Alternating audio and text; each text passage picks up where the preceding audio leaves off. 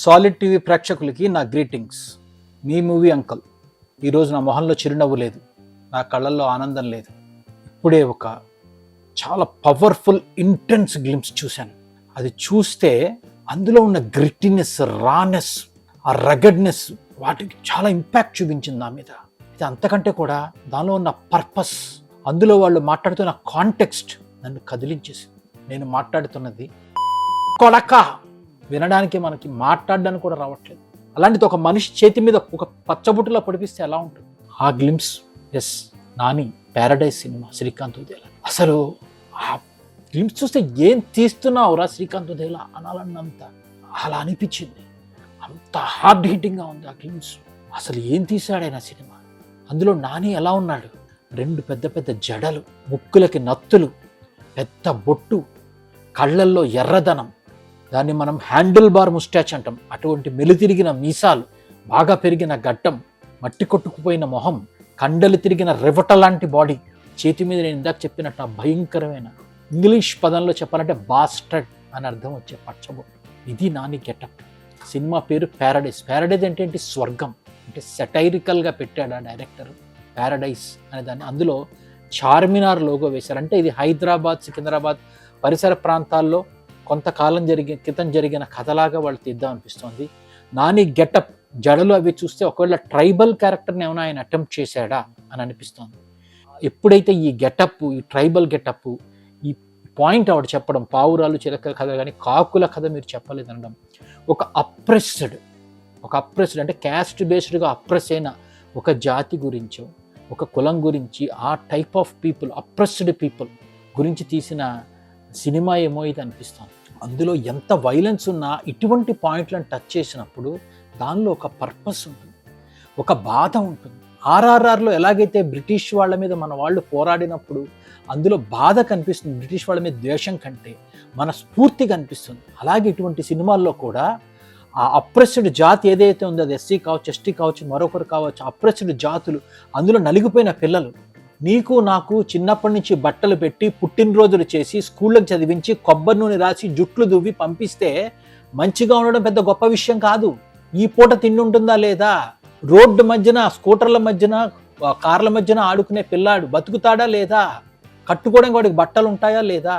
వాడి ఆట బొమ్మలు, రోడ్డు మీద జనాలు పారేసిన ప్లాస్టిక్, సిగరెట్ బచ్చాలు అయితే వాడు పెరిగిన తర్వాత నీతిమంతుడిగా, గొప్పవాడిగా, ఒక వేమన సుమతి శతకం చదువుకుని నీలాగా నాలాగా ఉండాలి నువ్వు అనుకుంటావా?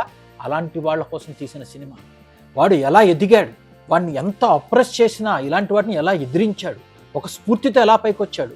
మొన్న ఒక సింగిల్ కూడా వదిలారు, ఒక సాంగ్ షేర్ వచ్చింది అని. నన్ను మొత్తం నేను ఇటువంటి స్థితిలో ఉన్న నువ్వు నన్ను పీకేదేంట్రా అన్న మీనింగ్తో ఆ పాట రాశారు. నిజంగా ఇవన్నీ చూస్తే నాని ఇటువంటి సినిమా అటెంప్ట్ చేయడం, ఆ శ్రీకాంత్ ఆ డైరెక్టర్ని పెట్టుకొని, ఇట్స్ అన్ ఎక్స్ట్రాడినరీ అటెంప్ట్. పైగా ఇది పాన్ వరల్డ్ అటెంప్ట్ అంటున్నారు. అంటే టెక్నాలజికల్గా, కంటెంట్ ఇంటెన్స్ వైజ్గా వరల్డ్ సినిమాని మ్యాచ్ చేసే రీతిలో పెడుతుంది. ఆ దసరా సినిమా కన్నా 10x ఒక రకమైన భయంకరమైన ఒక కలర్ వస్తుంది. ఆ మూవీ భయంకరమైన అనకన్నా ఇంటెన్స్ కలర్ వస్తుంది. అటువంటి మూవీ వాళ్ళు అటెంప్ట్ చేస్తున్నారంటే వాళ్ళ థింకింగ్ అలా ఉంది. 8 లాంగ్వేజెస్లో ఎడిట్ చేస్తున్నారు. అసలు ఆ గెటప్, ఆ చుట్టూరా జనాలు, ఆ జైల్లోంచి మొన్న గ్లింప్సోడ్ లాంటితో రిలీజ్ చేశారు. ఆ జైల్లో నాని వస్తూ ఉంటాడు, స్మోకింగ్ చేస్తూ పుషప్స్ కొట్టడం, ఇవన్నీ out of the box thinking లాగా ఉంది. ఈ సినిమాని ఎప్పుడెప్పుడు వెళ్ళి థియేటర్లో చూడాలా? ఒక అప్రెస్డ్ వ్యక్తి ఎలాగ గెలిచి పైకి వచ్చాడని ఆ పాట, షేర్ పాటలో మా షేర్ వచ్చింది అంటే వాళ్ళు ఎటువంటి సిచ్యువేషన్లో ఉన్నారో చూడండి. సో ఈ సినిమా చూడాలనిపిస్తుంది. ఇక ఆ మూడ్లోంచి నేను కొంత బయటకు వచ్చి, మనం మామూలుగా ఒక సినిమా లవర్ లాగా టెక్నికల్గా క్యాస్ట్, క్రూ వాటి గురించి మాట్లాడుకోవాలంటే, ఇందులో క్యాస్ట్ వచ్చేసి నాని గారు, hero Nani, natural star Nani ఆయన ఉన్నాడు. ఆయన కాకుండా మోహన్ బాబు గ్లిమ్స్ ఒకటి రిలీజ్ చేశారు, మోషన్ పోస్టర్ లాంటిది. అందులో మోహన్ బాబు మెడలో ఓంకారంతో, వెనకాల గేమ్ ఆఫ్ ద థ్రోన్స్ లాంటిలో ఉండే ఒక బ్యాక్ డార్క్ సింహాసనం, దానికి గన్స్, కొడవళ్ళు ఉండడం, చేతిలో ఒక సిగారు, ఒక పెద్ద మెటల్ రింగు, అదొక తమాషా లుక్, ఒళ్ళు జలధరించింది చూస్తేనే. ఆ తర్వాత రాఘవ్, అతను ఒక మంచి డ్యాన్సర్, బాలీవుడ్ సినిమాల్లో చేస్తున్నప్పుడు ఒరిజినల్గా is a fantastic dancer, slow motion specialist అంటారు అతను, కాక్రోచ్ మూమెంట్ అని చేస్తాడు. అతను ఒక విలన్ ఇందులో. అంటే మోహన్ బాబు, రాఘవ్, హీరోయిన్ వచ్చి Kayadu Lohar, beautiful lady, beautiful girl. ఆ అమ్మాయి అసలు మనము ఫంకీ సినిమాలో చూస్తే she's fit for big films, ఎప్పుడు వస్తుందా అని అనిపించింది. ఈ సినిమాలో ఉందంటే I felt very happy. So fantastic platform for her. ఇంత రస్టిక్ రా అంటే బీస్ట్ లాంటి హీరోకి ఒక beauty, the beast and the beauty combination అంటారు. అట్లాంటి దాన్ని తీసుకొచ్చి ఒక అందమైన అమ్మాయి, ఒక రస్టిక్ పవర్ఫుల్ బీస్ట్ లాంటి హీరో కి మధ్యన లవ్ స్టోరీ ఉంటే ఎలా ఉంటుంది అనేది కూడా చాలా ఇంట్రెస్టింగ్గా ఉంటుంది. ఇక టెక్నికల్ డిపార్ట్మెంట్ నవీన్ నులి కానీ విష్ణు అంటే జవాన్ అలాంటి సినిమాలు ఫోటోగ్రాఫ్ చేసిన వ్యక్తి. ఇక నవీన్ నులి గురించి ఆయన నేషనల్ అవార్డు వినరు, ఎక్స్ట్రాడనరీ ఎడిటర్. ఇంకా అనిరుద్ధ్ గురించి మనము అసలు ఎంత తక్కువ మాడుకుంటే అంత మంచిది. అంత అద్భుతమైన మొన్న సింగిల్ కూడా అదిరిపోయింది సింగిల్. సో టెక్నికల్ డిపార్ట్మెంట్ బాగుంది. అండ్ ఈ సినిమాకి బాహుబలి రేంజ్లో 30 ఎకరాల్లో స్లమ్ సెట్ వేసి ఫెంటాస్టిక్ సీన్స్ అన్నీ అందులో తీశారని, హై ఆక్టేన్ షార్ట్స్ అన్నీ అందులో తీశారని తెలుస్తుంది. సో ఈ మూవీ స్కేలు, స్పాను, ఇంపాక్టు ఎలా చూసినా కూడా థియేటర్లో దద్దరలబోతున్నాయి.